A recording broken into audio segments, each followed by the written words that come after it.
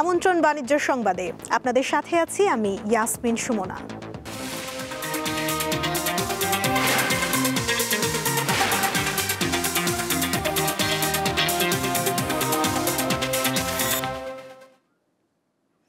প্রয়োজনীয় অর্থনৈতিক সংস্কার বাস্তবায়ন করা গেলে চলতি 2025-26 অর্থ বছরে জিডিপির প্রবৃদ্ধি হতে পারে 4.8%, যা আগামী 2026-27 অর্থ বছরে আরও 1.5% বাড়তে পারে, এমন পূর্বাভাস দিয়েছে বিশ্বব্যাংক। সকালে রাজধানীর আগারগাঁওয়ে ঢাকা কার্যালয়ে আয়োজিত সংবাদ সম্মেলনে বিশ্ব ব্যাংকের জ্যেষ্ঠ অর্থনীতিবিদ নাজমুস সাদাত খান বলেন, গত এক বছরে রপ্তানি বেড়েছে, রেমিটেন্সে এসেছে রেকর্ড পরিমাণ, আর বৈদেশিক মুদ্রার রিজার্ভের উন্নতি হয়েছে।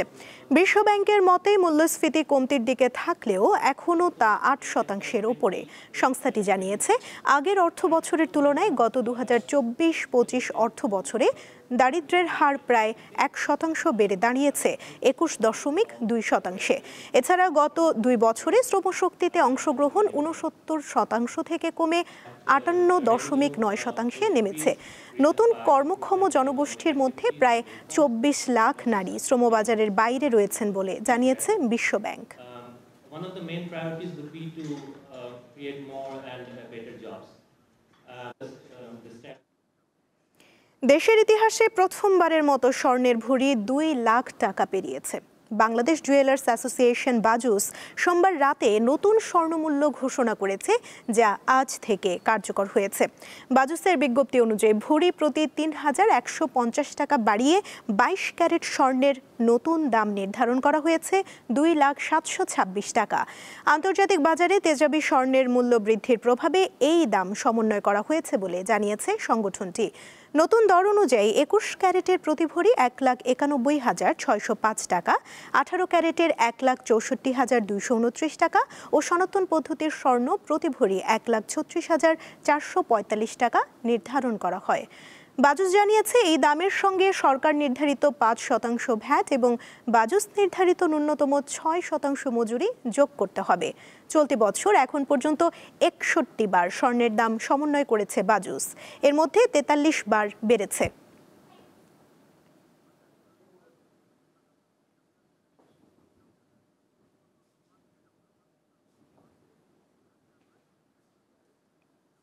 ক্ষমতাচ্যুত প্রধানমন্ত্রী শেখ হাসিনা তার পরিবারের সদস্য এবং কয়েকটি বড় ব্যবসায়ী গোষ্ঠীর নামে বিদেশি পাচার হওয়া অর্থ ফিরিয়ে আনতে 12টি আন্তর্জাতিক সম্পদ পুনরুদ্ধার ও ল ফার্মের সঙ্গে নন ডিসক্লোজার এগ্রিমেন্ট NDA চুক্তি করতে বাণিজ্যিক ব্যাংকগুলোকে নির্দেশ দিয়েছে বাংলাদেশ ব্যাংক।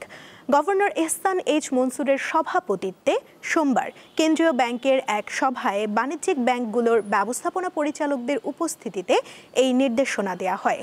জানা গেছে, সাবেক প্রধানমন্ত্রী শেখ হাসিনা ও তার পরিবারের সদস্যদের পাশাপাশি অর্থ পাচারের অভিযোগে যেসব ব্যক্তি ও প্রতিষ্ঠানের নাম এসেছে তাদের মধ্যে রয়েছে সাবেক ভূমিমন্ত্রী সাইফুজ্জামান চৌধুরীর প্রতিষ্ঠান Aramit group, Beximco, Sikder group, Nasa group, Orion Gemcon, Nabil ও সামিট সহ আরও কয়েকটি প্রতিষ্ঠান।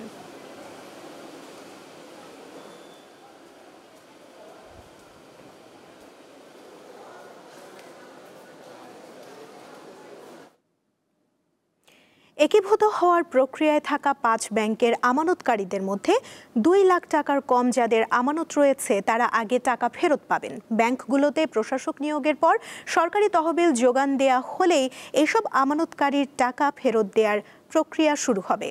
2 লাখ টাকা বা তার কম আমানত যাদের, তারা একেবারে পুরো টাকা তোলার সুযোগ পাবেন। বাকি আমানতকারীদের টাকা ফেরত দেয়া হবে ধাপে ধাপে। শরিয়া ভিত্তিক 5 ব্যাংককে একীভূত করে একটি ব্যাংক করার যে উদ্যোগ বাংলাদেশ ব্যাংক নিয়েছে, তাতে আমানতকারীদের টাকা ফেরত দেওয়ার এই পরিকল্পনা করা হয়েছে। ব্যাংকগুলো একীভূত হওয়ার প্রক্রিয়া শুরু হবে প্রশাসক নিয়োগের পর। চলতি মাসের মধ্যেই প্রশাসক নিয়োগের বিষয়টি চূড়ান্ত করা হবে বলে জানা গেছে। বাংলাদেশ ব্যাংক যে 5টি ব্যাংক একীভূত করার উদ্যোগ নিয়েছে সেগুলো হলো ফার্স্ট সিকিউরিটি ইসলামী ব্যাংক, সোশ্যাল ইসলামী ব্যাংক, গ্লোবাল ইসলামী ব্যাংক, ইউনিয়ন ব্যাংক ও এক্সিম ব্যাংক।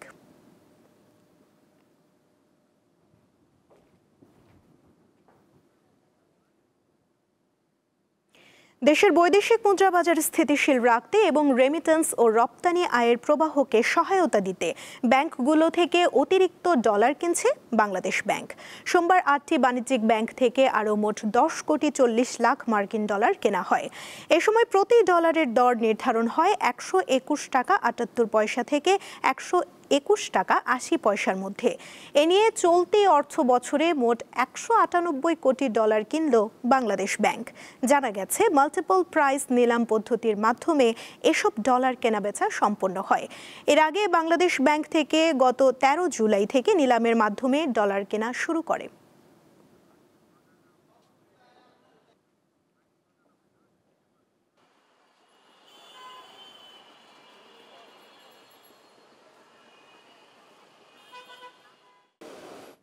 চলতি বছরের গত আগস্ট মাসের চেয়ে সেপ্টেম্বর মাসে মূল্যস্ফীতি কিছুটা বেড়েছে। গত মাসে সার্বিক মূল্যস্ফীতি হয়েছে 8.36%। গত আগস্টে এই হার ছিল 8.29%। সোমবার বাংলাদেশ পরিসংখ্যান ব্যুরো বিবিএস সেপ্টেম্বর মাসের মূল্যস্ফীতির চিত্র প্রকাশ করে। বিবিএস এর তথ্য অনুসারে খাদ্য মূল্যস্ফীতি বাড়লেও খাদ্য বহির্ভূত মূল্যস্ফীতি কমেছে। 2024 সালের জুলাই মাসে 13 বছরের মধ্যে সর্বোচ্চ 14.10% খাদ্য মূল্যস্ফীতি হয়। তবে অন্তর্বর্তী সরকার মূল্যস্ফীতি নিয়ন্ত্রণে নানা উদ্যোগ নেয়, যার কিছুটা সুফল মিলতে শুরু করেছে।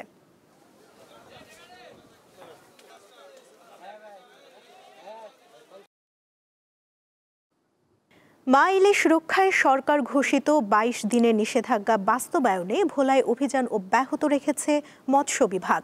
গত 24 ঘন্টায় সদর উপজেলার মেঘনা ও তেঁতুলিয়া নদীতে নৌ পুলিশ ও কোস্টগার্ডের সহায়তায় অভিযান চালিয়ে 8,000 মিটার জাল ও 6টি রিং জাল জব্দ করেছে উপজেলা মৎস্য বিভাগ। পরে জব্দকৃত জাল পুড়িয়ে ফেলা হয়। চরফ্যাশনে পরিচালিত অভিযানে 12 জেলেকে আটক এবং 32,000 টাকা জরিমানা আদায় করা হয়।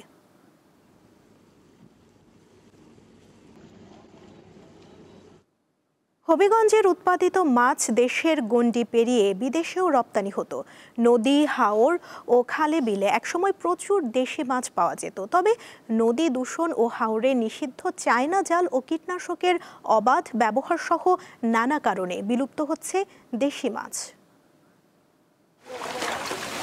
হবিগঞ্জের নদী, খাল, বিল ও হাওরে একসময় পাওয়া যেত রুই, কাতল, বোয়াল, চিতল, পাবদা, শিং, মাগুর, কই সহ অসংখ্য দেশীয় প্রজাতির সুস্বাদু মাছ।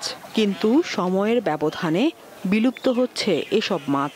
জলবায়ু পরিবর্তন, খালবিল ভরাট ও অতিরিক্ত কীটনাশক ব্যবহার এর মূল কারণ। আছে কারেন্ট জাল ও দুয়ারি জালের ভয়াবহ ব্যবহার। বেরিবান করে গেছে, সুত আয় না, সুত না হওয়ার কারণে মাছ মরে যায়। কৃষিখাতে কীটনাশক ব্যবহার করে আর দুই বাদাল দেয়, শীতকে শুকাইলা মাছের ডিম নষ্ট হয়ে যায়, প্রজনন ক্ষমতা মাছের কম। সব জায়গায় মাছ মারা হয়, দেশের পানিটাও কম, মাছ তো এবার ফুটে নাই। ভরা মৌসুমেও স্থানীয় বাজারে দেখা মিলছে না দেশি মাছ। চায়না জাল রোধে প্রশাসনের উদ্যোগ নেয়ার দাবি স্থানীয়দের। মাছের দাম অতিরিক্ত বাড়ছে। যে মাছ ছিল আমরা মনে হয় 300-400 টাকা কেজি, এই মাছ হয়ে আছে 1000-1100-1200 টাকা কেজি। জাল বার হয়েছে এখন, আপনার এটা মাছ ছোট থাকতোই মাছগুলা মাইরা লায়। জেলা মৎস্য কর্মকর্তা জানান, হাওরে পোনা অবমুক্ত, অবৈধ জালের ব্যবহার বন্ধে নিয়মিত অভিযান ও দেশীয় মাছের সুরক্ষায় অভয়াশ্রম তৈরির কাজ চলছে। বর্তমানে হবিগঞ্জ জেলায় প্রায় 9টা অভয়াশ্রম আছে। এই অভয়াশ্রমগুলো আমরা নির্দিষ্ট একটা এলাকার মধ্যে, এখানে কোনো ফিশিং হয় না। এখানে মা মাছ অবস্থান করে, তাদের বাচ্চা অবস্থান করে। পরবর্তীতে যখন এরকম বেশি পানি হয় তখন এগুলো আস্তে আস্তে ওই বিল বা হাওরে ছড়ায় যায়। এইভাবে আমরা চেষ্টা করতেছি হাওর অঞ্চলে মৎস্য সম্পদ বৃদ্ধির জন্য।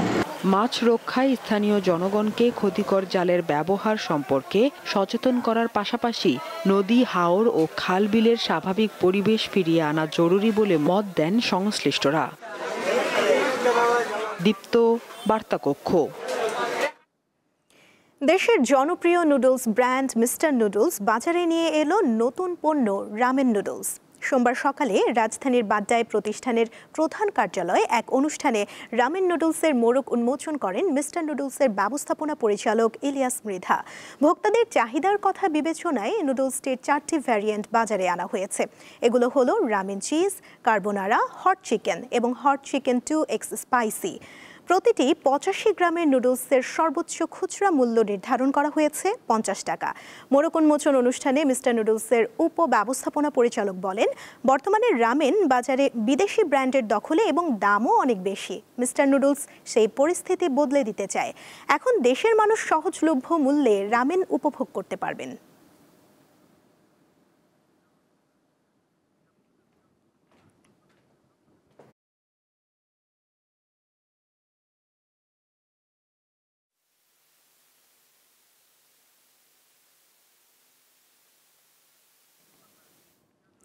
এই ছিল এখনকার দীপ্ত বাণিজ্য সংবাদে। এরপর দীপ্ত আন্তর্জাতিক সংবাদ দেখার আমন্ত্রণ জানিয়ে শেষ করছি। ধন্যবাদ সবাইকে।